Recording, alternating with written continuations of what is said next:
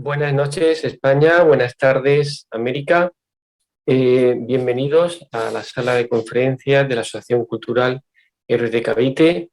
Hoy tenemos la suerte de contar con un amigo de la casa, la casa de RD Cavite y también de la asociación, el coordina también la asociación Pedro Franco Dávila, que es la asociación hermana que ayudamos a fundar desde RD Cavite como otras tantas en América. Hoy contamos con Alejandro Armijos Ramón, que es historiador quiteño, y nos va a hablar sobre el grito de independencia, por supuesto, el grito de independencia en Quito el 10 de agosto de 1809. Alejandro está ya un tiempo en el movimiento hispanista, es amigo desde hace unos años y bueno, deseando oírte, Alejandro, cuéntanos qué es lo del supuesto grito de independencia, háblanos de Quito del 10 de agosto de 1809, ¿qué pasó? ¿Qué tal, Ángel? Mucho gusto con todos vosotros. Un honor este día acompañarles. ¿Qué pasó, o mejor dicho, cuál es la visión que nosotros tenemos, o mejor dicho, qué es la visión que ha creado la República del Ecuador sobre esta fecha? Claro, para entender todo este proceso, cómo se vino desarrollando y cómo se fue gestando, no es que es de la noche a la mañana. Para nosotros entender este proceso y luego llegar a determinar si fue independencia o no, como lo han propuesto en la historiografía, mejor dicho, no en la historia, sino en el historicismo republicano, nosotros debemos entender cuál era la mentalidad de aquel momento. ¿Cuál era la tradición de aquel momento y qué sucedió en aquel momento? Porque esta fecha es la más explotada dentro del ámbito republicano del Ecuador. Claro, salvo que te dan un día festivo. Pero vamos a ver qué mismo pasó, mejor dicho, qué sucedió, cuáles son los antecedentes, tanto filosóficos, jurídicos, para luego saber qué pasó historiográficamente con documentación, es decir, con el documento del acta del 10 de agosto, qué propusieron o qué dijeron estas personas, ¿no? Pero antes, como les dije, tenemos que hacer una breve revisión, ¿sí? En tal caso, breve pero exhaustiva, señalando ciertos puntos, porque no es así tan sencillo que de la noche a la mañana, el 10 de agosto, ya quería el Ecuador independencia y el Ecuador ya existía y que el Ecuador ya con esto ya quería una independencia. Eso, en lógica, es la falsa asociación. Es una falsa asociación, es una falacia, ¿no? Y esto es lo que ha determinado que la mente del hispano de esta zona del mundo tenga digamos, un cierto bloqueo mental que no le permite entender qué mismo pasó en esta fecha. Ahorita voy a compartirles unas diapositivas, ¿sí? Unas diapositivas que he preparado para esta exposición, porque quiero que conozcan cómo fue el desarrollo de todo este proceso y que se vaya viendo cómo se ha ido trabajando. Bueno, eh, aquí les doy la cordial bienvenida. Esto es una parte de lo que también nos dedicamos en la parte educativa aquí como Hispaniaru. Nos dedicamos también a develar todo lo que pasa, sucede y acontece en la historia que nosotros tenemos, ¿no? A continuación, permítanme un momento. El 10 de agosto, 1809, un acercamiento a la verdad histórica. ¿Qué pasó? Porque los antecedentes que nosotros debemos tomar en consideración, como les he dicho, son de profundas raíces hispánicas, muchas cosas que sucedieron, pero por otro lado, las intenciones que se tuvieron fue de otra magnitud. ¿A qué me refiero con tradiciones fuertemente hispanas? Antes de continuar, estas son las fuentes con las cuales estoy contando en este momento, ¿no? Pueblos y soberanías, básicamente también algo de la alcaldía de Loja, de la fidelidad a la revolución del proceso de independencia de la antigua provincia de Guayaquil, de Jaime Rodríguez, que ya falleció, este historiador. El acta, aquí tenemos una foto del acta del 10 de agosto, y obviamente el compendio de la rebelión en América. Es decir, alguien que estuvo también viendo qué pasaba y que no estuvo de acuerdo, que no estuvo de acuerdo, que él era un peninsular, que estaba aquí en Quito, ¿sí? Estaba aquí en Quito y vio todo el proceso de lo que sucedió, ¿no? Voy a apoyarme con imágenes, voy a apoyarme con datos y obviamente luego de toda la presentación podemos conversar. Claro, no me espero extender mucho tiempo, ya sé por la hora y por el tiempo, pero continúo. Muy bien. Antes de comenzar ya o mejor dicho, dilucidando lo que viene siendo la cuestión de cómo funcionaba la monarquía aquí en América. La monarquía. La monarquía, por lo general, para lo que no conocen, se distribuye entre leyes, fueros y el derecho castellano. Es decir, que aquí en América nosotros teníamos república de españoles y de indios, que era el cabildo. La auténtica república de América, o sea, la verdadera república, o las verdaderas repúblicas que nosotros debemos considerarla, o nosotros debemos tomar en consideración, son estas, que la verdadera república no es la república jacobina centralista que nosotros conocemos actualmente. Al contrario, las verdaderas repúblicas en Hispanoamérica son los cabildos.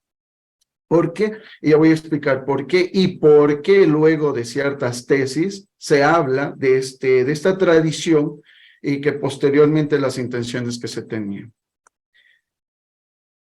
Un dato curioso para comenzar. Quito en la monarquía hispánica. Muchos quiteños, en general, todo lo que ahora es Ecuador, ¿sí? No conocen, por ejemplo, o han visto el escudo de Quito. El escudo de Quito es fundamental entenderlo porque si no, no se entiende cómo pasó estos procesos. Si nosotros vemos aquí en el mapa, en las reales cédulas este es el mapa de la Real Cédula de 1534 a 1539.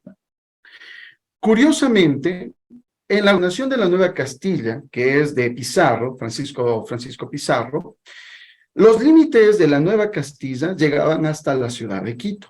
Es por eso que Quito, como ciudad, en su escudo, en su heráldica, tiene dos montañas y un castillo. ¿Por qué? Porque esa era la Nueva Castilla. Es decir, nosotros, antes de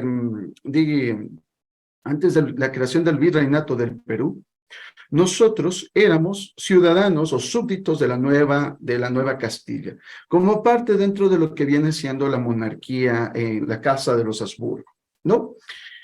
Dato curioso, las actuales montañas, los que conocen Quito, los que quieran venir a conocer Quito, estas son las dos montañas que cuando yo estaba viajando a lo que es actualmente la ciudad del mundo, la mitad del mundo que así se le conoce, como ahí es una mini ciudad construida, se puede ver las dos montañas, ¿sí? Las dos montañas que hacen referencia al escudo de la ciudad, al escudo de la ciudad. No es lo mismo, y aquí hay que ser muy claros, no es lo mismo hablar del reino de Quito precolombino, el reino de Quito como parte del virreinato, pero nosotros ¿qué éramos aquí en Quito en su momento? Éramos una audiencia, como parte de esta civilización universal. La fundación de la Real Audiencia de Quito fue el 29 de agosto de 1563, por parte de Felipe II. Esto es fundamental que todos tengamos en claro. ¿Por qué? Porque así se constituía la monarquía en América y sobre todo nosotros éramos una audiencia dentro de esa monarquía. Es decir, éramos parte de que diríamos temas judiciales, temas legales. Muy bien.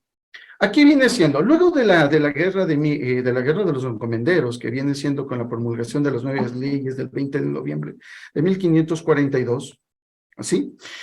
Se rompe uno de los mitos que se ha creado por parte de la leyenda negra. Y aquí permítanme leerle el distintivo dentro de lo que viene siendo lo que fue la creación del de lo que viene siendo el virreinato del Perú, ¿no? También les permitían ser electos por cargos públicos y eclesiásticos, extendiendo este último a los indios, según cédula real de 1697. Es decir, los americanos también teníamos un aspecto central ¿en qué? En la administración pública. Es decir, nosotros los quiteños, por así decirlo, fuimos en la monarquía los que más territorios gobernamos en su momento. ¿Sí?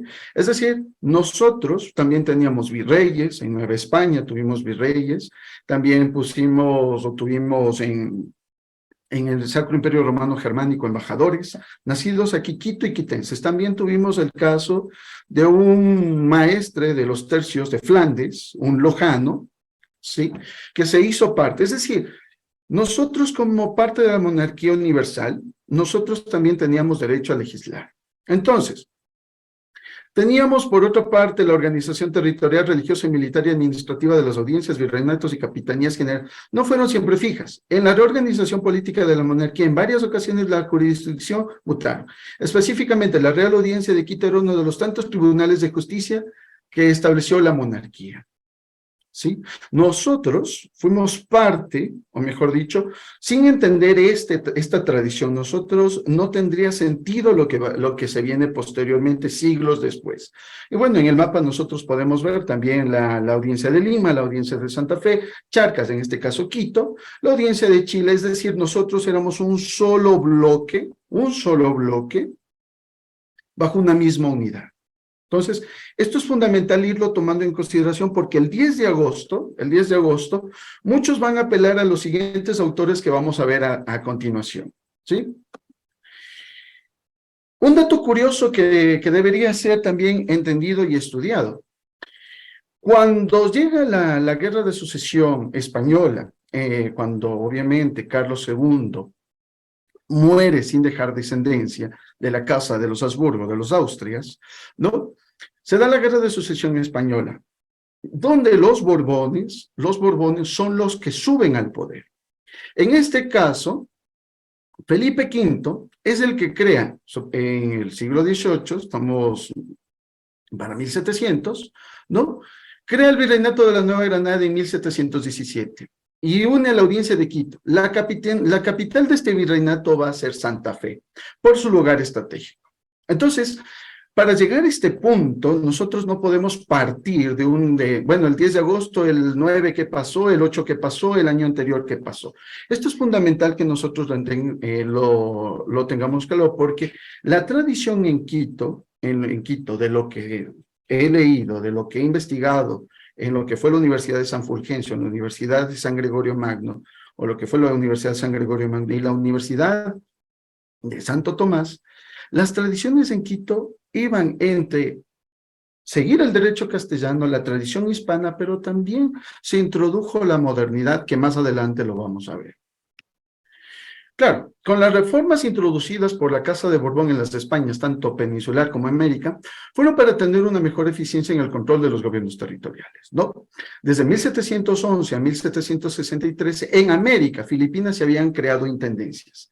Esto es lo más curioso que no se entiende, porque todos estos procesos, por lo general, fueron en intendencias. No fue, por así decirlo, en virreinatos. Lo que se crearon fue intendencias, y esto es lo que muchos hispanos, tanto de América como de la península, no han entendido, los españoles tanto de los ambos hemisferios. ¿Por qué?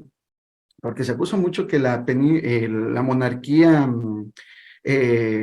sacaba impuestos y robaba en impuestos, pero en realidad lo que muchos no han conectado en este proceso es que, por ejemplo, se creó todo esto justamente porque se dio una de las guerras mundiales. O sea, si aquí se estudia tanto la Primera Guerra Mundial y la Segunda en todos nuestros países, porque de ahí vienen supuestamente los procesos que nosotros tenemos actualmente, ¿no?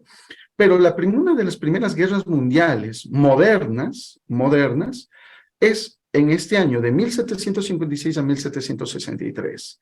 Entonces, aquí la necesidad de crear intendencias, de mandar desde la península hacia los territorios de ultramar, personas que sepan gobernar y vengan y pongan orden, es lo que se le conoce como, también se le sabe llamar el despotismo, ¿no?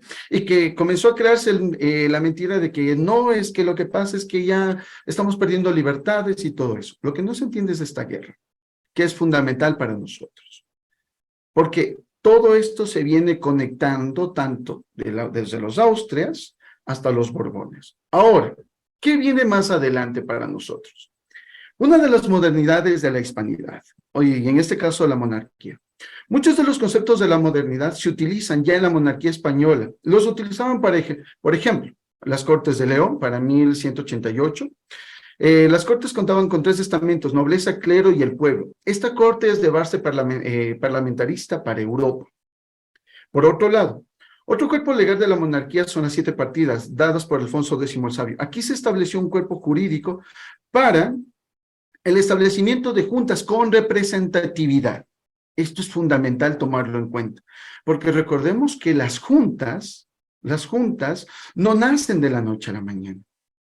Las juntas que se hicieron a raíz después de la caída, bueno, después de que Napoleón y el avance napoleónico se tomara la península, ¿sí?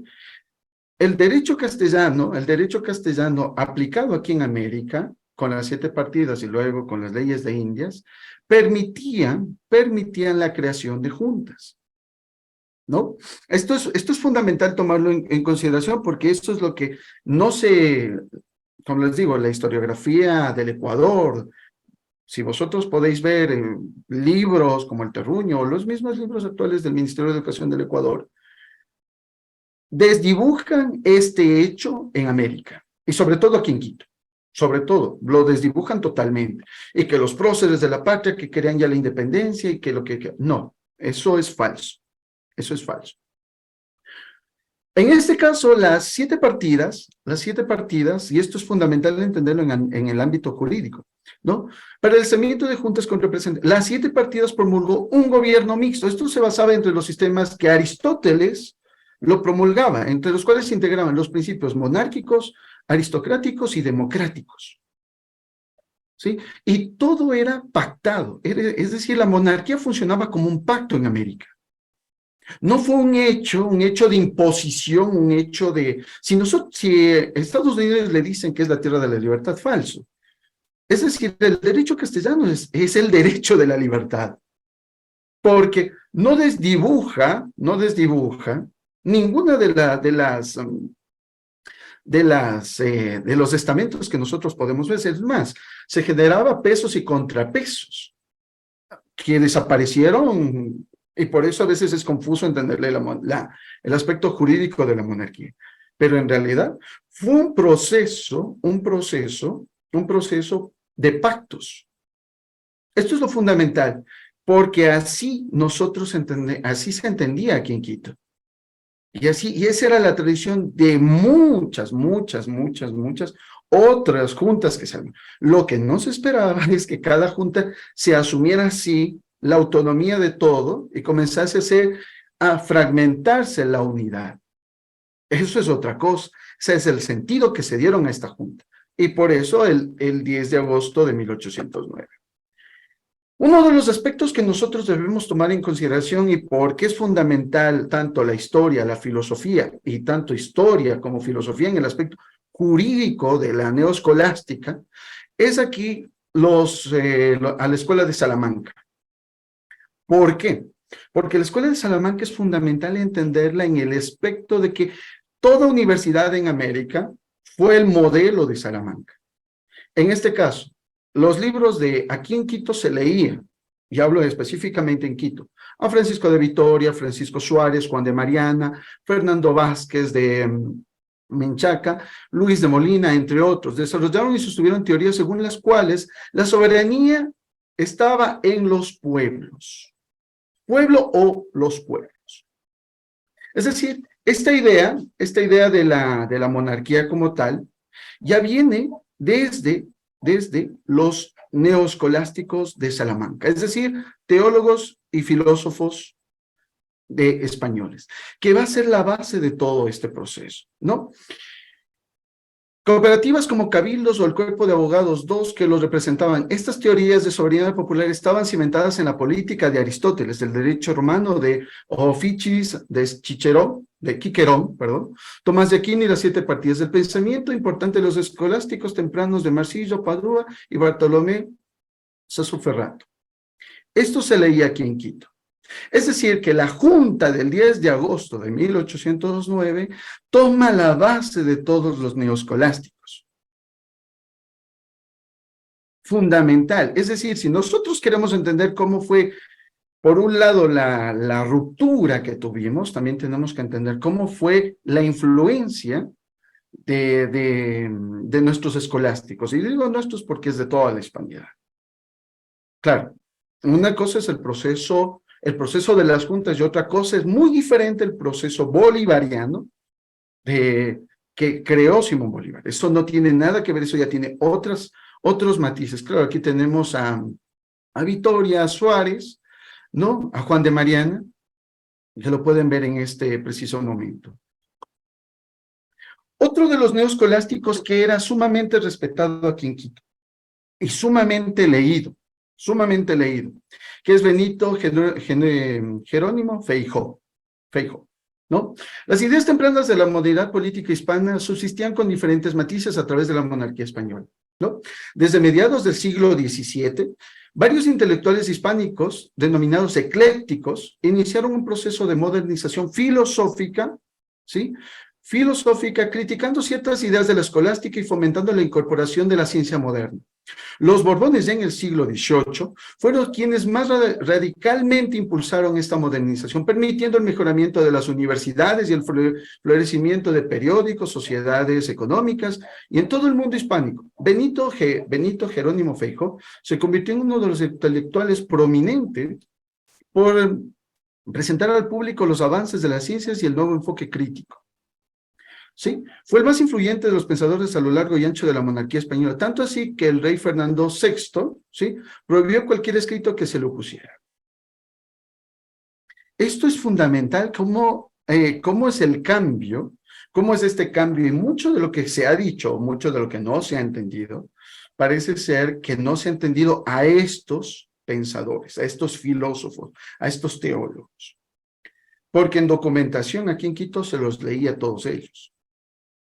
Las bibliotecas se los leían a todos esos aquí en Quito. O sea, había volúmenes de todos ellos, pero lo curioso de todo esto es que se los leía, pero no había una ruptura. No había una ruptura entre el poder del rey, la aristocracia y el pueblo. No había una ruptura. Eso es lo más curioso de todo este proceso que nosotros debemos comenzar. Ahora sí, centrándonos en Quito, el Quito intelectual. En el siglo XVIII, los jesuitas canalizaron e incorporaron a los imaginarios colectivos hispánicos las ideas científicas y ideas políticas que se discutían en otros espacios, especialmente en Francia e Inglaterra, enriqueciendo y reformando el pensamiento tomista y la filosofía aristotélica, que utilizaban de a poco, al igual que los franciscanos introdujeron la filosofía moderna en las aulas de Quito. Recordemos que Oxford en Inglaterra, fue hecho por los franciscanos. Es más, el método científico es hecho por un franciscano. Creo que muchos aquí que sois filósofos o sois historiadores, conocen que el método científico es hecho por un franciscano. Pero eso aquí en Quito se leía. Las generaciones que estudiaron, o sea, por eso les digo, entender este proceso no es de la noche a la mañana. Las generaciones que estudiaron en la universidad entre 1730 y 1780 fueron fuertemente influenciados por el escepticismo y el eclecticismo de Feijó, respecto de toda la autoridad establecida. El autor fue muy respetado en Quito. Siguiendo las recomendaciones de la Universidad de Salamanca, en 1786, se iniciaron los trámites de fundación, previa aprobación de la Real Cédula de la Real Universidad Santo Tomás de Quito. Se utilizaron los estatutos de la Universidad de Lima y de México, aunque con un carácter provisional hasta que se establecieran unos propios. Fijaros que tan conectados estábamos todos nosotros, al grado de que cuando se funda la Universidad de Santo Tomás aquí en Quito, se establecen los estatutos de Lima y México en las universidades. Entonces, estos procesos, o este proceso, como les digo, mis queridos compañeros, amigos, no es de la noche a la mañana. La Junta de Quito no tiene, o mejor dicho, tiene su base en el derecho o en el pensamiento filosófico teológico del mundo hispánico. Claro, aquí también se leía a Rousseau, aquí también se leía a Voltaire, pero eso no implicaba una ruptura con la monarquía. Es más, hay tesis en Quito que respaldan que el poder absoluto, el poder de Dios, es dado al rey. Eso es lo más curioso que uno encuentra aquí en Quito, en las tesis que uno se lee del siglo XVIII, de las universidades de aquel momento, ¿no? En el Quito en el siglo XVI, y aquí hay un personaje que creo que muchos que viven en Madrid lo pueden conocer, pero antes de entrar a este personaje, la ilustración hispánica tuvo su efecto en el Reino de Quito. En las bibliotecas de la ciudad, públicas, religiosas y privadas, habían obras de ciencia, física, medicina, botánica, astronomía y política, que ni siquiera existían en Santa Fe, que eso es lo más curioso, ¿no? Para sorpresa, el neogranadino José de Caldas, en 1802, hasta él se sorprende que en Quito haya libros que ni en Santa Fe existían, ¿no? Los españoles ilustrados en Quito conocían los sucesos de la revolución en las 13 colonias, sabíamos muy bien eso, ¿no?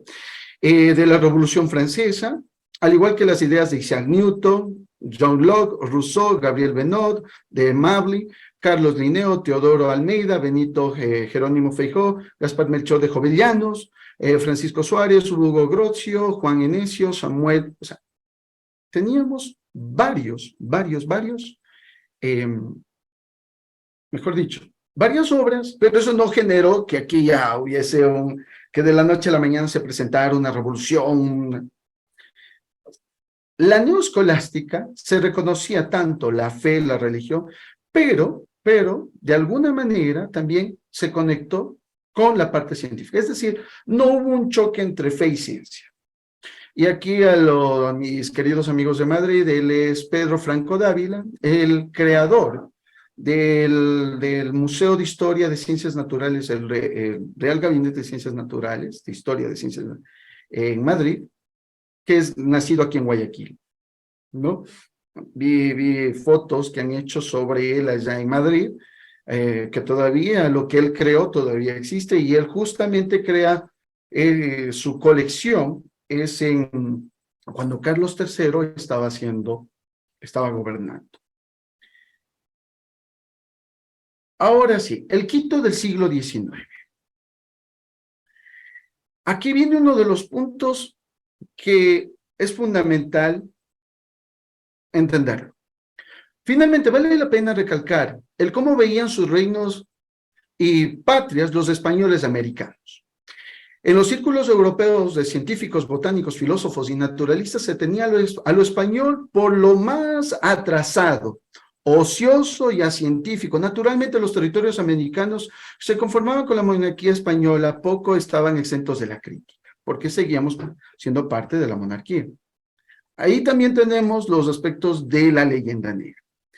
Con mucho patriotismo, varios españoles de ambos hemisferios salieron. Aquí viene uno de los temas, por eso les digo, esto no es tan sencillo de decir, no, es que se levantaron porque querían la libertad y querían hacer una república.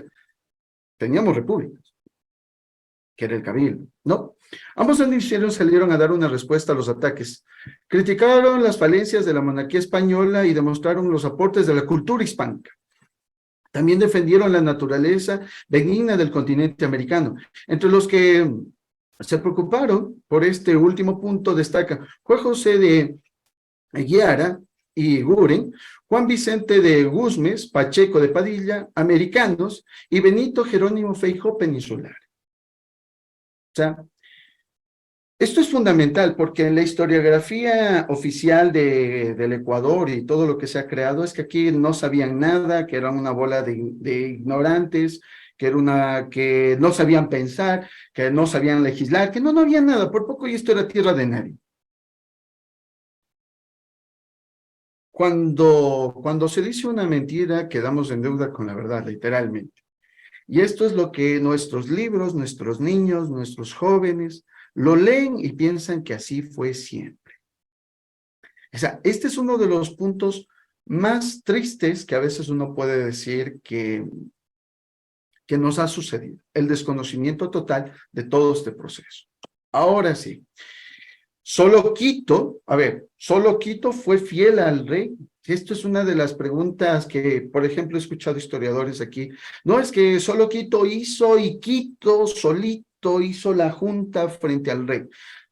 Pongámonos en contexto, estamos con Napoleón Bonaparte. Napoleón Bonaparte invade la península, todos ya tenemos clarísimo ese tema. Lo pone a su hermano, ¿no? José Bonaparte I, lo pone como rey, y aquí en América hacen una respuesta contestataria hacia eso. ¿Y cuáles son? Por ejemplo, Loja, aquí, lo que viene siendo actualmente el territorio del Ecuador. En Loja dicen lo siguiente: en una proclama del Cabildo de Loja, en su adhesión al rey Fernando VII, en los días de su prisión, dice: esta ciudad de Loja, junto al Cabildo, Justicia y Regimiento, prorrumpen la misma lealtad, amor e íntima natural inclinación por cuanto se lee en algunos papeles públicos impresos en Sevilla. La opresión de su majestad, que no ha podido escucharlo sin lágrimas y sin todo el ardor de su corazón, sea para correr a las armas, o sea para hacer las erogaciones que se pueda a favor de la más justa y más santa y más común causa, se alcance a ejecutar en lo humano. Y después de jurar y proclamar al rey en el cabildo, se dispuso que este juramento sea público, ceremonia, y fue designado don Pío Valdivieso para que lo presida. Ciudades en el actual Ecuador a favor del rey.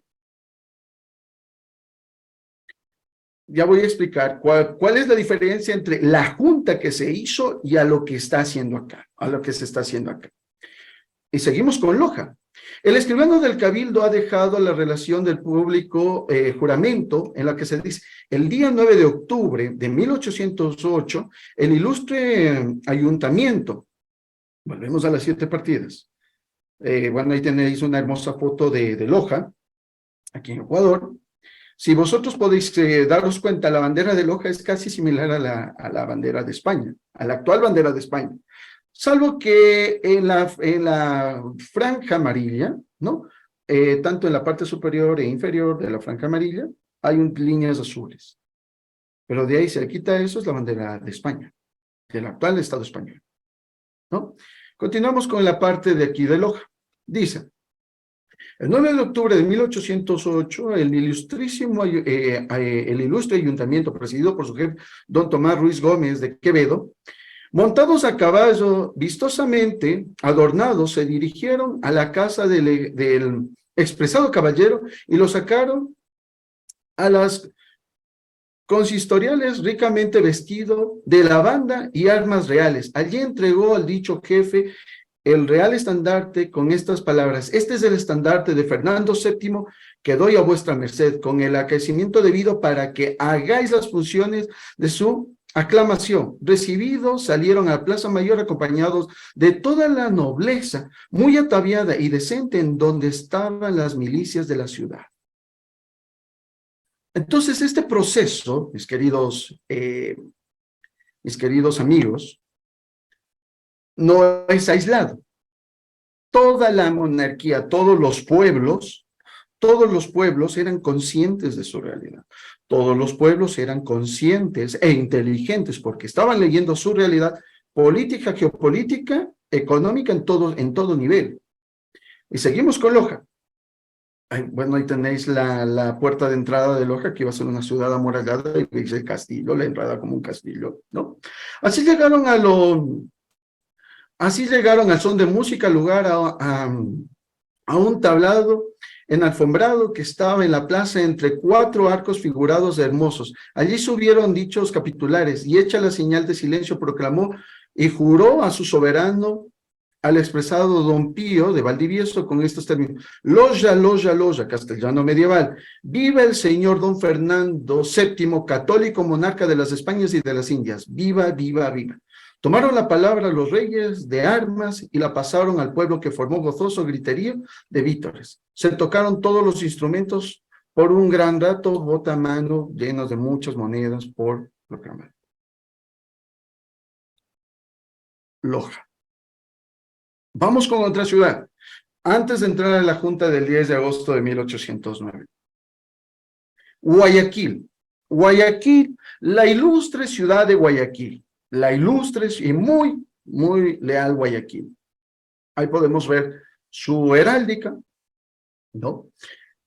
La ciudad de Guayaquil también reaccionó enérgicamente. El 22 de octubre de 1808, el ayuntamiento acordó reunir un donativo para los gastos de la presente guerra, es decir, contra Napoleón. Todo esto es contra Napoleón, ¿no? En contra del emperador de los franceses, para la conservación de nuestra religión, independencia y por la libertad de nuestro augusto monarca. También envió comisionados a los pueblos de esta provincia con el fin de obtener ayuda para nuestros hermanos los españoles. Para nuestros hermanos los españoles, que se hallan peleando por la defensa de nuestra santa religión y del rey legítimo que nos ha dado la providencia. Recordemos que Quito, como Quito, la audiencia de Quito reaccionó así, ¿no? Al año siguiente, en una ceremonia formal, el Ayuntamiento de Guayaquil juró obedecer a la Junta Central Gubernativa del Reino y defender nuestra sagrada religión católica, apostólica, romana, nuestro soberano Augusto, nuestros derechos, fueros, leyes y costumbres. Y vuelve a aparecer las 7 partidas de Alfonso X el Sabio, aquí en la audiencia de Quito. Entonces, lo que nos invita a pensar aquí es, ¿quién nos unía a nosotros los hispanos, tanto peninsulares como americanos, españoles y los filipinos, que son españoles del Asia, ¿no? La figura del rey. Es decir, estábamos entre la figura del rey y la religión. Podríamos seguir analizando esto. Pero ¿por qué se quería hacer una junta? Que esto es lo más curioso. Quito junto a la Junta Central. Mientras José Bonaparte mandó invitación a que los americanos vengan y hagan una junta con él, muchos lo rechazaron. Por eso se crea la Junta Central Gubernativa, la Junta Central, ¿no? Para frenar todo lo que haga Napoleón, en este caso José Bonaparte. Ahí viene el tema de los quiteños. Aquí viene uno de los temas. Los quiteños hacen esto, curiosamente, esto es lo impresionante. Quito, los quiteños que estaban haciendo aquí, justo yo que estoy aquí en el Valle de Tumbaco, en el sector de Cumbayá, que al otro lado está el Valle de los Chillos, justo de donde salió y que está a 40 minutos de Quito, donde se va a dar todo este proceso, ¿no? Los quiteños, ojo, los quiteños ya tenían clarísimo cómo iba todo este proceso. Los quiteños manejaban ya varias opciones para el establecimiento de una junta ante el eventual desplome de la Junta Central. O sea, es decir, ya habían hecho elecciones, ¿no? Entre ellas planteaban plegarse al proyecto de la princesa Carlota o invitar al mismo rey Fernando VII a reinar desde América. Claro, los que ya conocen qué es el plan de la princesa Carlota, ¿no? Es haberla traído una princesa de la casa de Borbón al Río de la Plata, y del Río de la Plata, ¿no? Que se haga un reino y todos anexionarse, ¿no? Entonces, esto los quiteños ya lo tenían clarísimo. Lo que no se esperaba, como les digo, es que lo que no se esperaba mucho de lo que está pasando aquí, se manejaban varias cosas. Vuelvo al punto. Lo que no se esperaba en todo esto es la invasión de Napoleón. Porque aquí había absoluta paz. Salvo cuando hablamos de las intendencias y se pusieron las alcabalas, y aquí comenzaron la revolución de las alcabalas por el alcohol de Quito, o el tabaco, pero eso es otro, pero no fue mayor cosa, no, todo lo que pasaba no daba para hacer una fragmentación de la monarquía. No todo esto se daba para que se destruyera la unidad hispana, porque todo esto estaba en base también al derecho castellano. O sea, muchas de las juntas siguen todavía el proceso del derecho castellano. Continuamos. Ahora sí. ¿Qué pasó para que lleguemos al acta del 10 de agosto de 1809? Aquí en el Valle de los Chillos, que les estaba comentando, se van a reunir en bueno, estaban ya maquinando varias situaciones, ¿no? Pero del anochecer del 9 de agosto a la madrugada del 10 de agosto, se reúnen los honorables, notables, la aristocracia, ¿sí? Los nobles, y quieren darle un golpe de Estado, porque esto fue un golpe de Estado, al conde Ruiz de Castilla, que era el presidente de la audiencia. Esto es fundamental tomarlo en consideración.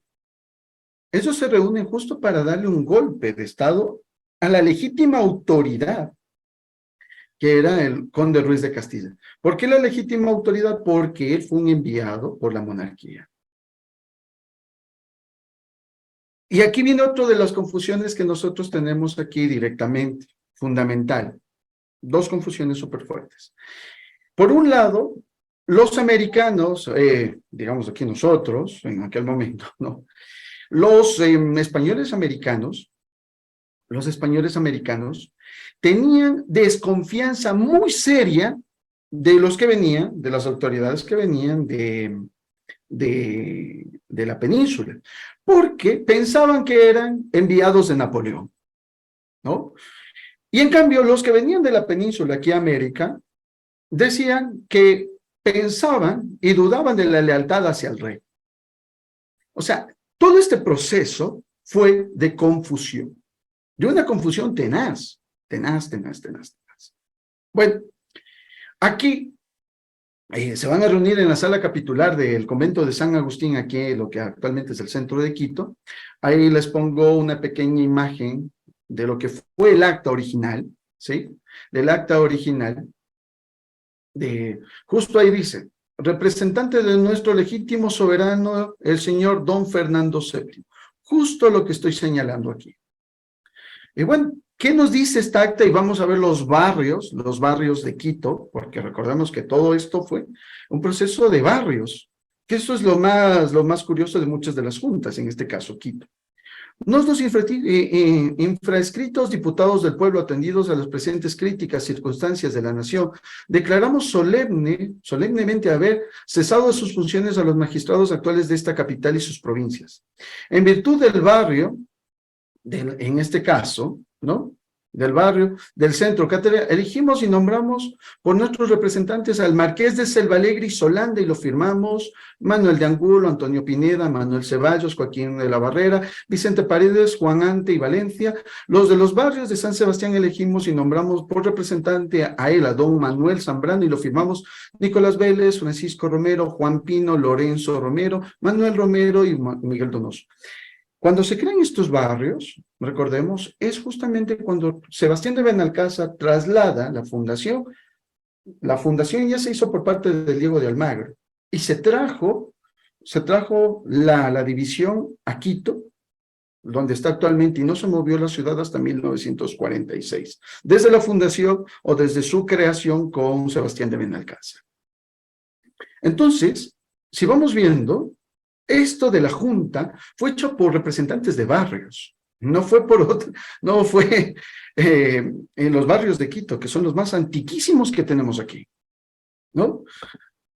De los barrios de San Roque, elegimos y nombramos por representantes de él al Marqués de Villa Orellana, y lo firmamos José Rivadeneira, Ramón Puente, Antonio Bustamante, José Álvarez, Diego Mideros, Vicente Melo. Los barrios de San Blas elegimos y nombramos por representante de él a don Manuel Larrea, y lo firmamos Juan Coello, Gregorio Flor de la Bastidas, José Ponce, Mariano Villalobos, José Bosmediano, Juan Unigarro y Bonilla. Y de los barrios de Santa Bárbara elegimos, nombramos representantes de él al Marqués de Miraflores, y lo firmamos Ramón Maldonado y Ortega, Luis Vargas, Cristóbal Garcés, Toribio de Ortega, Tadeo Antonio Arellano, Antonio de Sierra. Los dos barrios de San Marcos elegimos y nombramos representantes de él a don Manuel Mathieu, y lo firmamos Francisco Javier de Ascasovi, José Padilla, Nicolás Vélez, Nicolás Jiménez, Francisco Villalobos, Juan Barreto. Pero, ¿qué más dice el acta? Por eso les digo que la historiografía del Ecuador, del actual Ecuador, deforma todo. Por eso la historiografía, mejor dicho, el historicismo ecuatoriano, se tiene que enfrentar al historicismo que es los documentos. Dice, declaramos que los antes dichos individuos, unidos con los representantes de los cabildos de las provincias sujetas actualmente a esta gobernación, y de los que se unieren voluntariamente a ellos en lo sucesivo, como son Guayaquil, Popayán, Pasto, Barbacoas y Panamá, que ahora dependen de los virreinatos de Lima y Santa Fe, los cuales procuren atraer, como pondrán, una Junta Suprema que gobierne interinamente a nombre y como representante de nuestro legítimo señor, el legítimo soberano, el señor Don Fernando VII. Y mientras su majestad recupere la península, bien imperar, elegimos y nombramos para ministros o secretarios de Estado a don Juan de Dios Morales, Juan Manuel Quiroga, Juan Juan de la Rea, lo primero. Aquí nosotros podemos ver. Lo curioso de esta junta, lo curioso de esta junta, si vosotros os dais cuenta, es los términos que se van utilizando, las categorías de nobleza que van utilizando, ¿no? Por ejemplo, la junta como representante del monarca tendrá el tratamiento de majestad. Es decir, ellos se asumen a sí mismos como que son representantes del rey, sin que nadie les haya dicho nada. Simplemente lo que están es utilizando el derecho castellano para crear esto. Esto es lo más curioso de todo esto. Bueno, y aquí surgen varias preguntas. Entonces, ¿de qué independencia estáis hablando? ¿O de qué independencia vosotros el 9 de agosto estáis celebrando si están hablando a nombre, si están representantes del rey? Y aquí viene, por eso les dije que hay un peninsular que se quedó aquí, que se dio cuenta y va a escribir unas cartas explicando qué pasó aquí con otros ojos, con otros ojos. Pero volvamos al punto. Aquí el derecho castellano se ve en la representación de la Junta, ¿no? Justamente aquí en Quito. Pero ¿qué dice más abajo el acta del 10 de agosto? No, el acta del 10 de agosto. El presidente tendrá por ahora y mientras se organiza la renta del Estado de 6,000 pesos. Es un montón de dinero para aquel momento. O sea, ganaba casi igual que un virrey. Del sueldo anual, 2,000 cada vocal y 1,000 el secretario particular.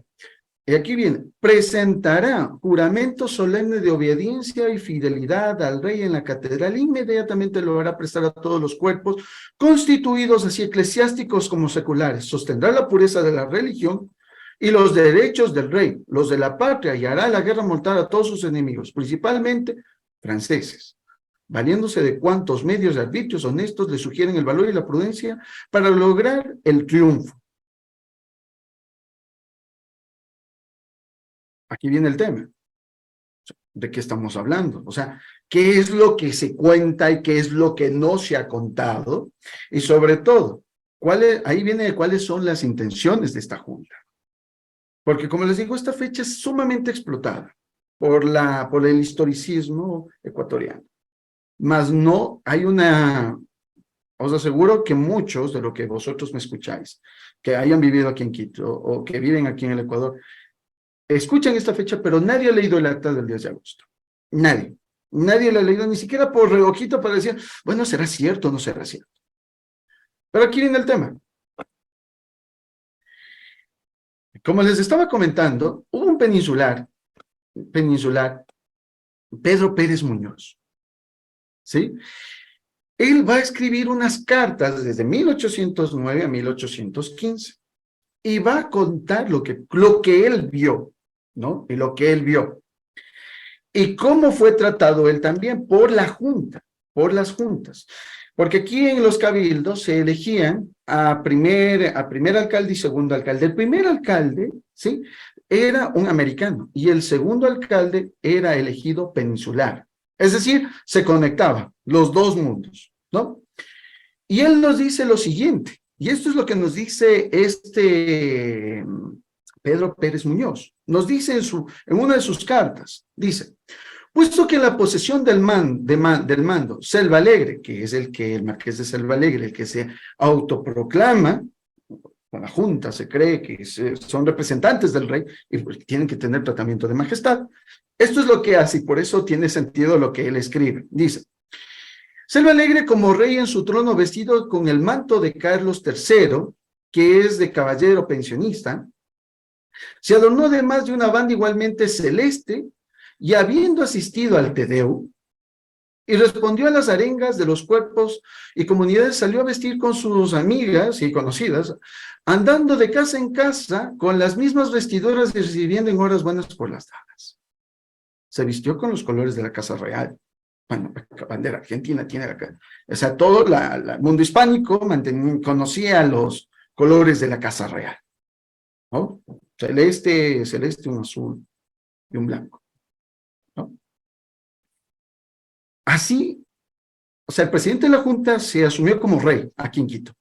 Eso es lo que no se dan cuenta los que quieren es llegar a decir, no, lo que pasa es que es el primer grito de libertad. Y esto es lo más curioso, ¿no? Para seguir con, con las cartas que él escribe, ¿no? Lo curioso de todo esto es que la Junta, ya haciéndole un análisis más minucioso que se pueda hacer, la Junta en sí mismo lo que quería muchas veces era recuperar, ojo, recuperar sus derechos, su libertad medieval.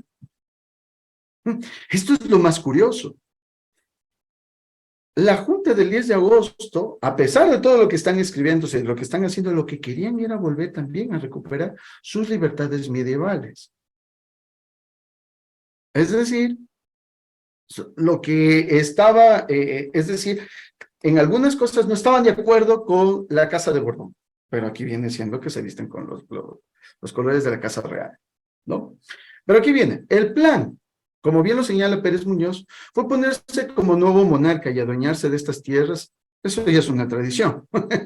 Parece que hoy en día cualquier presidente de cualquier país de Hispanoamérica, hoy en día se cree con el derecho de que es dueño de todo. O sea, se pasa por todo, ¿no? Porque ellos siguen señalando a su majestad Fernando VII, aunque no dudaría en decir que es propio de esto que se llama la viveza criosa. ¿Ya? El plan de la rebelión de Quito se extendía a toda América, quedando como cuna y centro de Quito. Pensaron en subyugar a Cuenca, Guayaquil por el sur y a Pasto en el norte, valiéndose de la fuerza y de la intriga, más la firmeza que encontraron los gobernadores Aymerich, Cucaló, acalorados con la entereza y el patriotismo del reverendo obispo. Ambas ciudades de Andrés Quintián y Ponte detuvo soñadas ideas al paso de la fidelidad y el valor de los pastusos, deshizo sus huestes deshonradas y cobardes, dispersándolas en Guaytar y derrotando enteramente a los fanáticos quiteños. Pasto, fiel al rey. Guayaquil en aquel momento fiel al rey, aun cuando ellos en las juntas del Cabildo decían que vamos a ayudar a nuestros hermanos los españoles. Cuenca, fiel al rey. Cuenca, fiel al rey, ¿no? Y curiosamente, como les dije, Loja. Es decir, no le aceptaron la junta a los del 10 de agosto. No, al Marqués de Salvalegre, Guayaquil y todos. ¿Por qué? Porque la junta quería armar una milicia de 2000 hombres para entrar en guerra con todas las ciudades que ni siquiera querían estar a su favor. Y lo curioso de esta junta es que ellos querían tomarse todo esto para irse a hacer la guerra al Perú, a Lima. Cosa curiosa, ¿no? Entonces, como ya vieron todo este proceso que se les venía a ciudades, Guayaquil los bloqueó, Pasto, por el norte ya les estaba, ya comenzaron a enfrentárselos, Cuenca no les permitió, claro, de los anales que se ha encontrado, pusieron a un inglés que fue el secretario del conde Ruiz de Castilla, William Stevenson, que le conocía, Benedict Stevenson, no William, Benedict Stevenson, lo ponen a él, curiosamente, como gobernador de Esmeraldas, y esperaban que algún barco inglés que pasara por ahí, con soldados o con lo que sea, les ayudase porque los iban a rodear y su milicia iba a ser destruida. Cosas de la historia, cosas de la historia. Y bueno, ¿qué nos dice acá? Tuve el gusto, justo me fui a Sangolquí, donde está una de las tumbas de los próceres, bueno, digamos del prócer, ¿no? Que es Juan de Salinas, quien es el que comandaba la milicia del 10 de agosto, de la Junta del 10 de agosto. Como vosotros podéis ver aquí, esta es Sangolquí, es parte de Rumiñahui, ¿no? Parece una villa española, bueno, es que ya en este punto, el que sigue insistiendo que fuimos colonia, imposible. Esto es la extensión de Castilla aquí en América. Las casas manteniéndose como si fuera como si fuera, no sé, una villa en Andalucía, algo por Aragón. Así se mantiene. En la tumba de uno del teniente coronel Juan de Salinas. Esta es la tumba de uno de esos, pero curiosamente cuando hago un acercamiento a la placa antes de entrar a su mausoleo, ¿no? Me encuentro con este símbolo de aquí, que creo que todos ya lo pueden ir identificando. Pedro Pérez Muñoz lo escribe así, en una de sus cartas igual. Y él comienza a decir de la siguiente manera: con la Revolución de Francia, desplegaron los impíos sus banderas y trataron de llenar la tierra de la iniquidad de sus pensamientos y deseos. Los jacobinos mandaron en todas partes a gentes con el altar y el trono.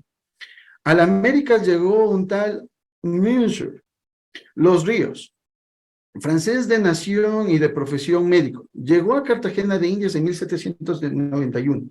Viajó a Santa Fe, donde formó escuelas. Sus discípulos fueron Nariño, Sea, Cabal y otros que pasaron a España. En partida de registro en 1793, ¿no? El marqués de Selvalegre, don Juan Pío Montúfar, hizo viaje desde Quito a Santa Fe en una reunión de los Espejos, es decir, los hermanos de Espejo, que aquí se lo... para alistarse en la cofradía francmasónica y regresados a su patria fraguaron en 1793 los pasquines y el plan de rebelión que habían armado anteriormente. Entonces, mis queridos amigos, permitidme un momento. Entonces, mis queridos amigos, el 10 de agosto de 1809, fue un proceso que aquí viene siendo que cuando son tomados prisioneros y ya vuelven, porque duró de entre agosto, septiembre, octubre, o sea, 3 meses duró, fueron encarcelados porque se vieron derrotados. Y su único argumento es que siguieron tomando la misma, o el mismo derecho castellano de formar juntas del pensamiento de Juan de Mariana, de Feijó, de las 7 partidas, pero seguían, curiosamente, fieles al rey. O sea, en nombre del rey y por el rey. La gente no les creía, no estuvieron de acuerdo con ellos. Y yo sé que hay algún cierto personaje que me va a decir, pero es que fue la libertad y porque los quiteños también hicieron una constitución, y esa constitución fue la primera de América o la primera de Quito, porque esa es la que querían la libertad. Que esto es lo que para 1812, mis queridos amigos, es lo que no se cuenta, que para 1812, ¿no? En el artículo 5 de la Constitución de los quiteños dice lo siguiente: en prueba de su antiguo amor y fidelidad constante a las personas de sus pasados reyes, protesta este Estado que reconoce por su monarca al señor don Fernando VII, siempre que libre de dominación francesa y seguro de cualquier influjo y amistad o parentesco con el tirano de Europa, pueda reinar sin perjuicio de esta Constitución. Mis queridos amigos, mis queridos los que me estuvieron escuchando, sépanse que yo les invito siempre a estar indagando en las cartas, actas de aquel momento, porque todavía,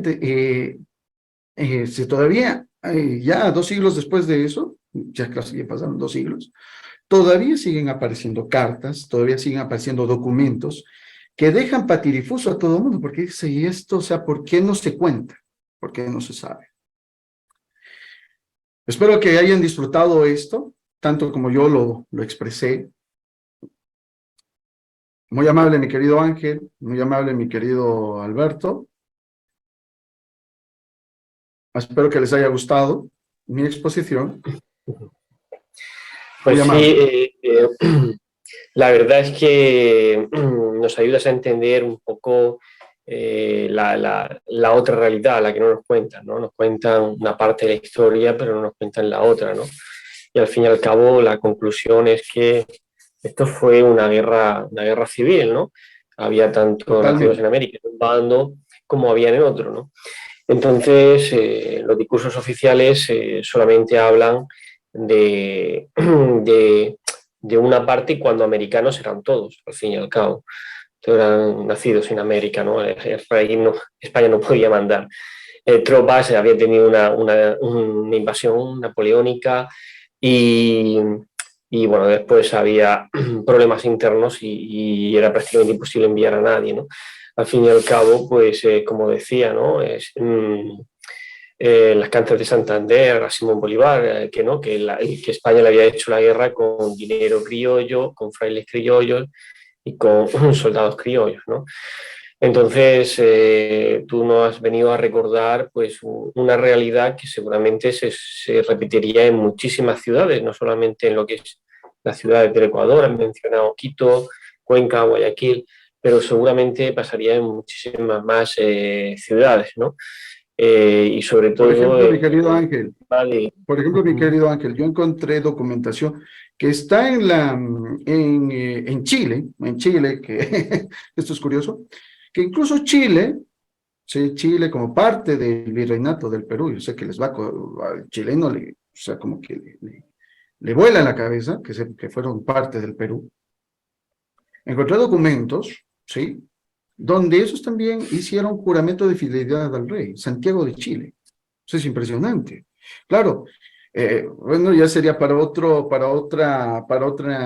análisis, por ejemplo, la guerra que se dio, y que por ahí viene el odio, también más la leyenda negra, la guerra sudamericana y contra la monarquía, que fue entre Chile, Perú y Ecuador. Cosa curiosa, o sea, las barbaridades que tú no te puedes imaginar, ¿no? Y que de ahí esa guerra le dio paso a la creación de la República en la península hispánica, y bueno, y luego esa misma guerra que se dio va a ser el paso para la guerra entre Chile, Bolivia, y Chile, Perú y Bolivia, y Chile, Perú, y se me fue Chile, Perú y Bolivia, la guerra del Pacífico. O sea, eso es lo impresionante. O sea, ah, te digo, para 1808, 1809 aquí, todos eran fieles al rey. Todos eran fieles al rey. Lo que no se cuenta es justamente para qué, para seguir manipulando a digo así, a nuestros niños, a nuestros jóvenes, que, o sea, se supone que el profesor tiene que saber, y bueno, ahí vemos cuánto en realidad se ha manipulado y cuánto profesor que se atreve a enseñar estas cosas no sabe. Eso, mi querido Ángel. Sí, ese es otro de los problemas que tenemos en todos los países hispanos, el sistema educativo. Eh, pero bueno, si hubiera más profesores que supieran la verdad, al margen de los temarios oficiales, pues se podrían contar, al fin y al cabo. Que siempre digamos que tienes un margen cuando el profesor, cuando da una clase, tiene un margen de maniobra, ¿no? Pues la verdad es que te están felicitando por el chat, por la magnífica Hombre, conferencia y no hombre, es para gracias. menos. Y bueno, vamos a dar paso a un par de preguntas, porque ya es tarde aquí en España, ¿no? Sí. Eh, entonces, vamos ¿quién quiere levantar? Mira, pues David, alemán, desde Ecuador, Estados Unidos, ha levantado la mano y luego Lucas desde Barcelona. Muchas gracias. Profesor Ramón, Alejandro Armijo Ramón, nada más que felicitarle. Yo levanté la mano, nada más que para eso. Bueno, me ha gustado mucho lo de Pedro Pérez Muñoz. Es la cabeza genealógica de los Pérez de Quito, ¿no? Que, bueno, Sí. viene todo, detrás hay toda una historia de lealtad a la corona. Pero bueno, quería nada más que felicitarle. Gracias, Alejandro. Lucas, cuando quieras, compañero. Gustaría saber cómo es que se olvidó tan rápido el sentido original de los sucesos de Quito. Gracias por la exposición. Buena pregunta. Lo que pasa es que aquí, bueno, yo voy específicamente en Quito. Lo que pasa es que aquí en Quito se dieron varios procesos. Lo que pasa es que nosotros tenemos, a ver, te explico fácilmente. Quito como tal, o el hispano de aquí, tiene dos capas. A ver, primero fuimos españoles, luego fuimos colombianos y luego ecuatorianos. Toda la historia gira en torno desde la Colombia de Bolívar en adelante. De ahí más atrás es lo que se necesita para seguir afirmando la idea republicanista independentista. Porque de la noche a la mañana nos borraron que nosotros fuimos españoles, de pleno derecho, que tuvimos virreyes, que hubieron maestres de los tercios de Flandes, que hubieron catedráticos muy buenos que se formaban aquí en Quito, científicos, y todo lo asociaron con Colonia. Entonces, al discurso independentista, claro que le sigue beneficiando que se celebre esto, pero claro, no se entra a detalle. Y claro, para nosotros volver a ser españoles, tenemos que quitarnos la venda, o quitarnos el piso, o la máscara, o mejor dicho, la capa colombiana, porque los enfrentamientos entre Ecuador y Perú jamás pasaron en la monarquía española. Por ejemplo, te pongo ese caso. Y eso es lo más explotado aquí. Entonces, claro, es que así querían nuestros próceres, y ellos querían la libertad, cuando en realidad solo fue un proceso de favor a la monarquía, e incluso más dañino para ellos, porque lo que quisieron hacer, lo primerito que se hizo aquí en la Junta es perdonarse las deudas que tenían ellos. Las deudas, te explico, las deudas que tenían con la Hacienda Real, se perdonan deudas. Y entonces, tú ya vas viendo un proceso de degradación, quitas la memoria, quitas todo esto, le pones por lo menos, por lo menos les dan un día de vacaciones, pero claro, el subdesarrollo de 2 siglos, por lo menos te dan un día de vacaciones. Por lo menos no han sido tan rastreros. Pero entonces tienes que manipular los libros, tienes que manipular los discursos. Profesores que conozco que salen de universidades no tienen ni idea de lo que yo estoy enseñando o de lo que yo estoy explicando.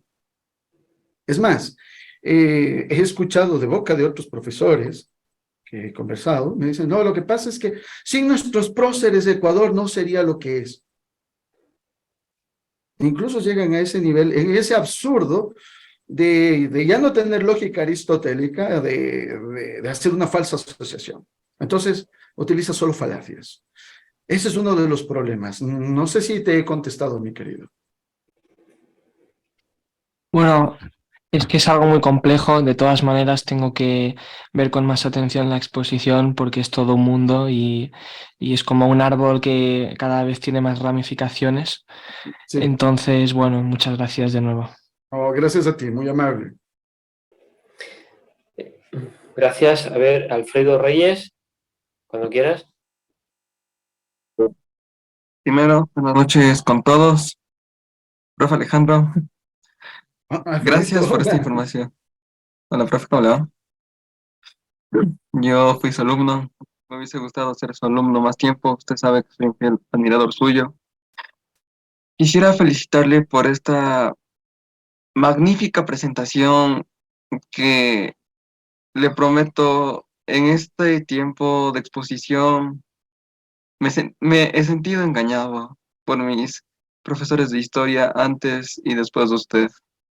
Usted marcó una época en mi vida y al ver toda esta información, solo pues decir, me sentí engañado, pero usted me abrió los ojos y ahora he podido ver el porqué de las cosas, porque en las escuelas solo enseñan es que pasó esto y los próceres y se le notificó al conde Ruiz de Castilla y un montón de cosas más sin sentido, pero hoy usted me dijo el porqué de las cosas, contextualizó y le doy gracias y ojalá que en un futuro más profesores de historia quisieran seguir investigando y no en la corriente conformista de solo enseñar lo que dicta el ministerio, sino ver más allá y también que los jóvenes no nos, también no nos dejemos convencer por la corriente conformista y también llegar al más allá del conocimiento, porque el conocimiento está. El único pero es que nosotros simplemente no lo aprovechamos. Así que eso, profe, muchas gracias y excelente presentación. Gracias, mi querido Alfredito. Te mando un fuerte abrazo. Muchísimas gracias a ti. Gracias. Bueno, el turno de Edgar, de Costa Rica. Cuando quieras, compañero. Gracias, Ángel. Un placer, Alejandro, saludarte de nuevo y encontrarnos de nuevo en esta sala. Interesante la información que nos suministras. Y aparte de eso, que sí tenemos este problema de la incongruencia de la historia, ¿verdad? De este relato republicano que nos han vendido. Y es ahí donde va mi pregunta. Hablaste de los cabildos como verdadera forma republicana de gobernar. Tal vez si nos ilustras un poquito ahí en eso. Claro, a ver, es que esto es fundamental. A ver, nuestros reyes, nuestros pasados reyes, a ver, todo esto viene y es fundamental, por eso he visto aquí también en Héroes de Cavite, por un lado, y les invito a que sigan viendo algunas exposiciones sobre la Reconquista. A ver, la Reconquista, a ver, para entender el cabildo, nosotros tenemos que entender la Reconquista frente a los bereberes, frente al califato omeya, frente a los reinos de taifas. Eso es fundamental, porque la tradición de los cabildos, de los fueros, usos y costumbres, viene a partir de eso. ¿En qué sentido? Cuando se lograba tomar un territorio, ¿no? Se le quitaba al Islam, ¿no? Para que la gente fuera a vivir ahí, se le permitía tener su propia legislatura, sus propias formas de gobierno, o su propia forma de cómo se venía, cómo se vivía. Ojo que el término, por ejemplo, aquí en Ecuador se utiliza mucho el término vecino. O sea, el vecino, no sé si es parte del derecho castellano, el vecino era como mi hermano que vivía al lado mío, ¿no? Era mi par, mi igual, que vivía al lado mío. Y volviendo al tema, continuando, pero mejor dicho, entonces el vecino cuando vivía, cuando vivía al lado mío, vivía en mi ciudad. De ahí viene el término patria. Porque patria viene del término patris, que viene del término padre. El padre que hereda a su hijo la tierra. Ahora, etimológicamente, ¿qué se entiende por república? República, en su etimología romana, significa res, como cosa, y pública, la cosa pública. Es decir, ¿qué más público, qué cosa más pública es vivir en tu ciudad? Porque tu ciudad es tu verdadera república, tu cosa pública. Si tú no te interesas por tu ciudad, por el lugar donde tú vives, donde pasa la basura, si hay gente que anda haciendo cochinadas, si tú no te preocupas por tu república, es decir, por tu ciudad, ¿no? Eso no, ¿cómo te explico? El hispano, al crearse esta idea de república abstracta, de que viene de Francia y todo por venir, se olvidó, o le hicieron olvidar que el cabildo es su verdadera república. Y ahí viene el tema de nuestros pasados reyes hispanos, tomado de la tradición de la Reconquista, ¿no? De la Reconquista. Que eso seguía en el pensamiento de Aristóteles, ¿no? Justo como lo expresé, como lo planteé, o como lo expuse en este caso. ¿Por qué? Porque Aristóteles lo definía de entre lo que viene siendo la monarquía, la aristocracia y lo que viene siendo la república, en este caso la democracia y la república, ¿no? Entonces, la monarquía funcionaba así. Cuando se venía de la península decía, aquí está la república de negros, la república de indígenas, la república criolla. Eran sus ciudades. O sea, la esencia mismo de la república en el mundo hispano son sus ciudades. Por eso el hispano, mientras más ame a su ciudad, más ama a su república. No la idea de república absurda que nosotros cargamos, sino es algo ya concreto, real, donde me interesa dónde va a ir la basura, me interesa los impuestos, me interesa cómo van a ser la viabilidad, me interesa todo, porque es tu espacio, es tu lugar donde tú vives. Eso es lo que promulgaban nuestros pasados reyes. En Quito, por ejemplo, si vosotros fijáis bien, Quito tiene un yelmo, el escudo de Quito tiene un yelmo. El rey le pedía a cada ciudadano que si quisiera morar en cada ciudad, por lo menos tenga que vivir mínimo 5 años, pidiendo un permiso a la alcaldía, dónde va a vivir, y fundamental, que sus leales hijos puedan defender su ciudad. Y por eso llegaban tenían el título de bizanía, no como visanos malvados, no es la bellaquería, eso es otro tema, de bizanía, es decir, que sus hijos nobles y leales hijos defendieran su ciudad. Así es como una ciudad ganaba la muy noble y muy leal ciudad de tal. Entonces, la verdadera república es la ciudad, no es la idea que nos han creado de la línea imaginaria que tú, Ecuador, Colombia, Ecuador, o sea, eso ya es totalmente lo demencial de las repúblicas del siglo XIX. Hicieron perder, justamente nuestra unidad estaba en las ciudades, en la compactación de unidades de las ciudades. No sé si he podido contestar favorablemente a tu pregunta. Sí, sí, claro, profesor. Muy Muy amable, interesante y le agradezco mucho la respuesta. muy amable a ti. Muchísimas gracias. Gracias. Bueno, a continuación Antoni Ramia y después Jorge Andrés Velázquez y ya cerramos que ya es tarde en España. Antoni primero. Hola, buenas noches. Mi primera conferencia aquí, tengo que decir que ha sido una excelente exposición. Me presento, no soy de Ecuador, aquí de un poblado aquí al norte de Quito que se llama Tabacundo, antigua villa fundamental para viajar Quito-Ibarra. Y pues nada, felicitarle al expositor. Me llama mucho la atención lo de los fueros y las juntas de gobierno. Y yo, siendo, digamos, entre comillas, muy futurista, me gustaría saber cómo es que se podría adaptar esto a los tiempos actuales. ¿Cómo es que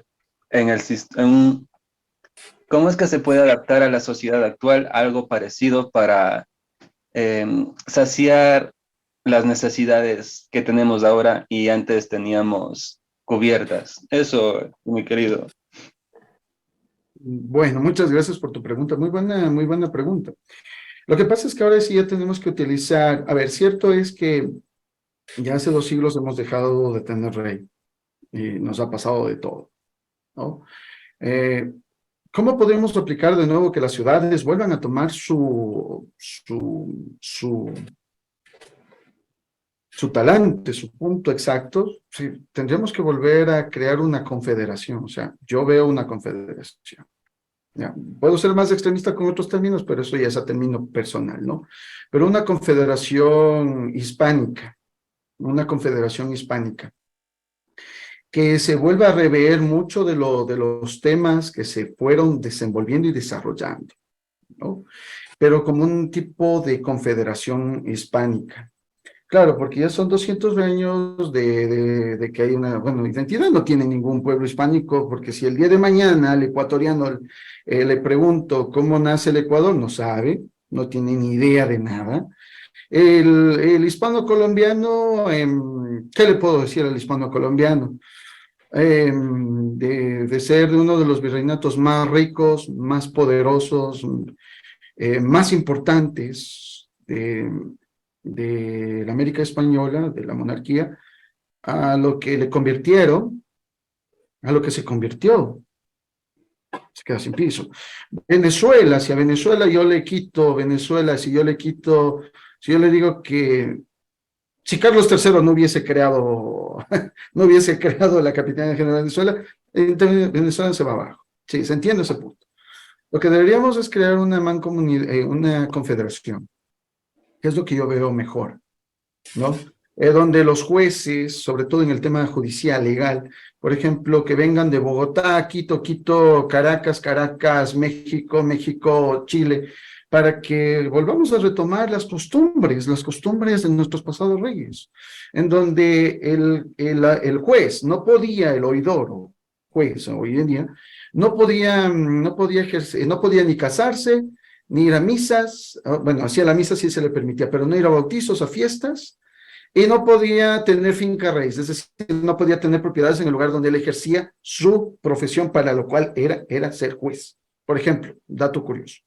Entonces, así evitaríamos una bola de corruptelas totales, como una confederación. Porque la confederación lo que hace, bueno, se va a sortear a jueces de otra parte donde no se le conozca muy bien. Podríamos arreglar muchos problemas de corrupción, muchos problemas lo que ahora nos aqueja. Por ejemplo, el día de ayer mataron aquí en Quito a un candidato a la presidencia, Fernando Villavicencio, ¿no? ¿Qué irá a pasar? No se sabe. Que fue algún cartel, es un desastre aquí. Entonces, fijaros en eso. Entonces, con una confederación podremos solucionar muchas cosas, muchísimas cosas. Y no solo en el aspecto judicial, sino ya como una identidad, una comunidad hispana ya bien cimentada. Y de ahí podríamos hablar de un comercio ya más unido, integrador, con rutas naturales y comerciales. Pero yo veo una confederación. Te agradezco mucho por tu pregunta, mi querido. Muchas gracias. Pequeña añadidura, perdón que me moleste.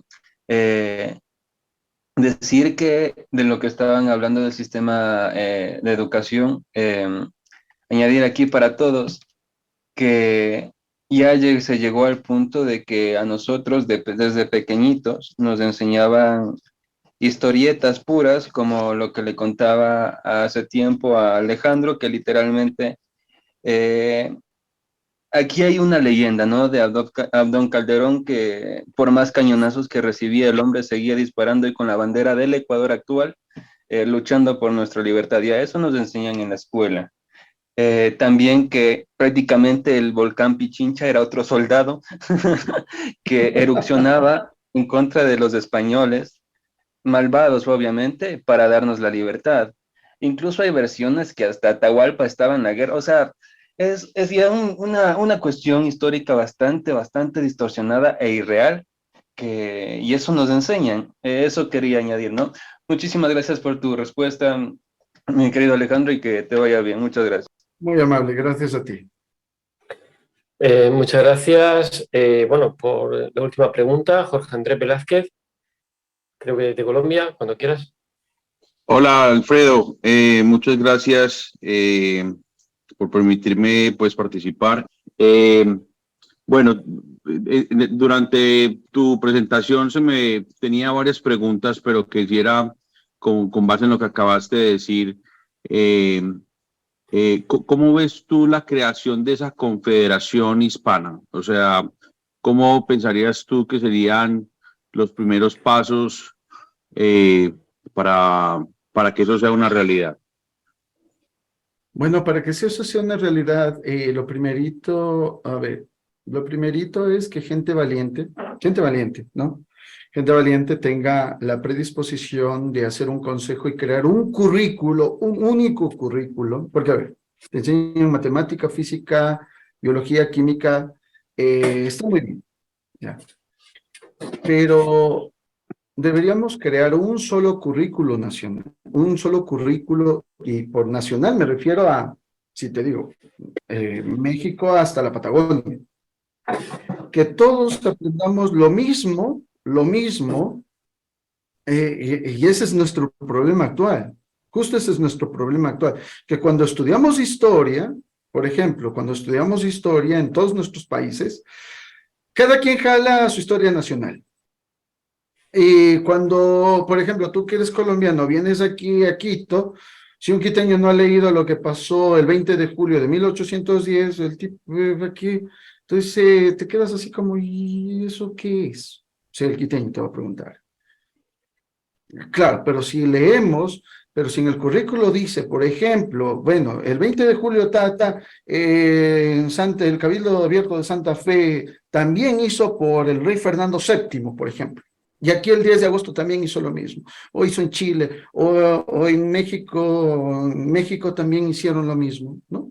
Entonces, para la creación de una confederación unidos todos, deberíamos crear un mismo currículo.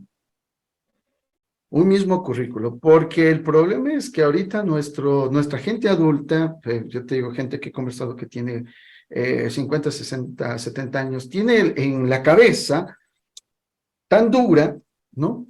Donde que no, es que los malvados españoles, pero vosotros sois españoles y les cuesta salir de esa lógica.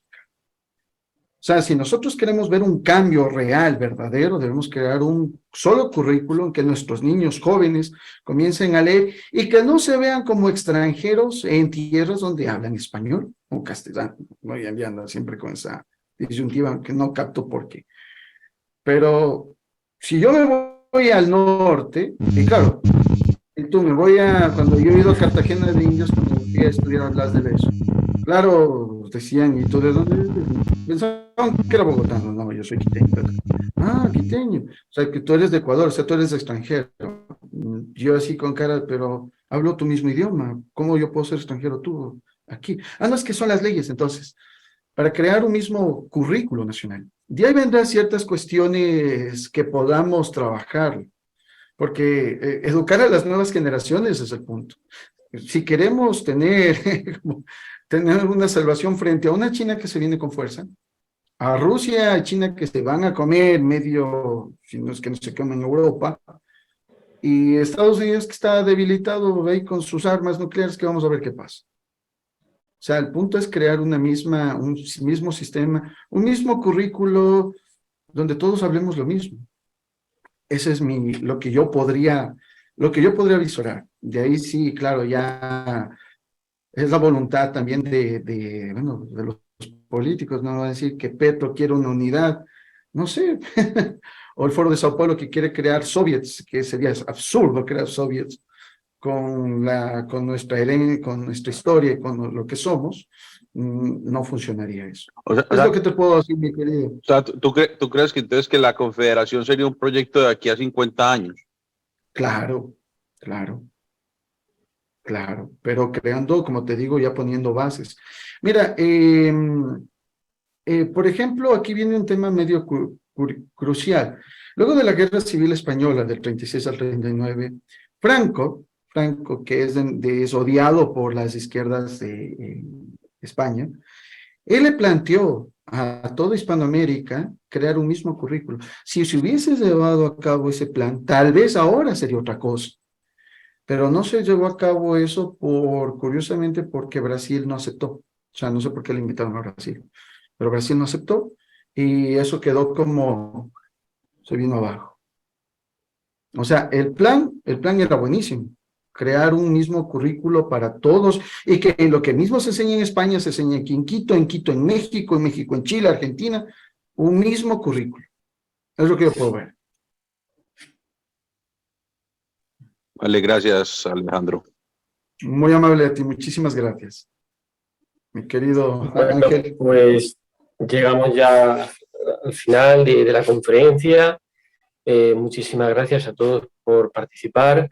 Alejandro, pues la verdad es que bueno, al fin y al cabo ya sabíamos, en parte sabíamos, pero no sabíamos con detalle, ¿no?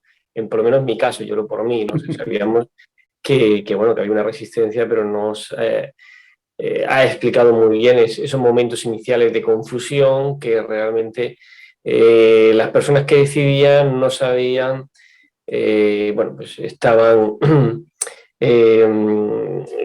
que no sabías qué intenciones los finales tenían, ¿no? Se estaban manipulando, no, o sea, empiezan con una idea, pero no sabías si realmente tenían esa idea desde un primer momento o querían llegar al final, ¿no? Aprovechando la confusión y tal. Y al final, pues bueno, pues esto nos llevó a la balcanización. O sea, yo creo que la independencia de América tenía que llegar, pero más tarde y sin tener que incendiar, saquear y destruir América, ¿no? O sea, España perdió, pero América también perdió mucho. O sea, todos perdimos, ¿no? En estas guerras civiles.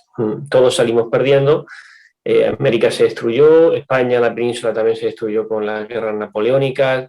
Y claro, todo salir de ahí, o sea, al final, pues sí, España ganó las guerras napoleónicas, pero perdió América no porque perdiera América, sino perdió de la forma que perdió América, ¿no? O sea, lo perdió no de una forma pacífica, ¿no? El ejemplo lo tienes en Inglaterra, que por un lado tienes Estados Unidos y ellos aprendieron de cara a Canadá, Australia y Nueva Zelanda que eso no se tenía que repetir, ¿no? Aprendieron eso y entonces, bueno, pues y aún así, mira, los Estados Unidos no le guardan ningún rencor a Inglaterra, ¿no? Entonces yo creo No, no que le guardan, claro.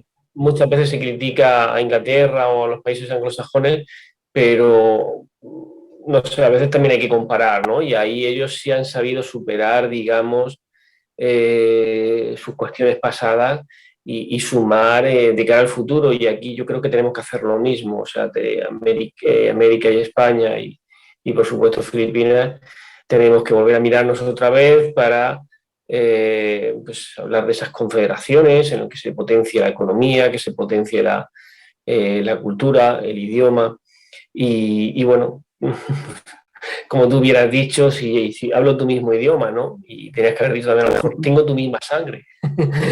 También compartimos idioma, compartimos sangre, compartimos cultura, compartimos forma de ver la vida. Y bueno, hoy lo que separó una guerra civil y el océano, pues hoy lo está aunando pues las nuevas tecnologías. Bueno, comunicamos y cada vez somos más y creamos esa masa social y por lo menos desde Recavite estamos ayudando a crear esa masa social de cara a que en esos 50 años, como se ha hablado, se puedan dar otros pasos, ¿no? En favor de una unidad o se vayan dando poco a poco y a lo mejor la meta de 50 años es un poco para terminar de consolidarlo todo. Pero bueno, ahora mismo estamos muy lejos. Ahora queda trabajar y gracias a historiadores como tú que dedican su tiempo a investigar en archivos y luego pues contárnoslo a todos nosotros, ¿no? Para que conozcamos nuestro pasado para construir el futuro. Pues Alejandro, una vez más, muchas gracias. Bienvenido al canal de la Asociación Cultural Héroes de Cavite y seguimos trabajando en los grupos en los que coincidimos, tanto Héroes de Cavite como de Pedro Franco Dávila, de la que somos cofundadores junto contigo. Un abrazo y hasta la próxima. Un abrazo, muy amables, gracias.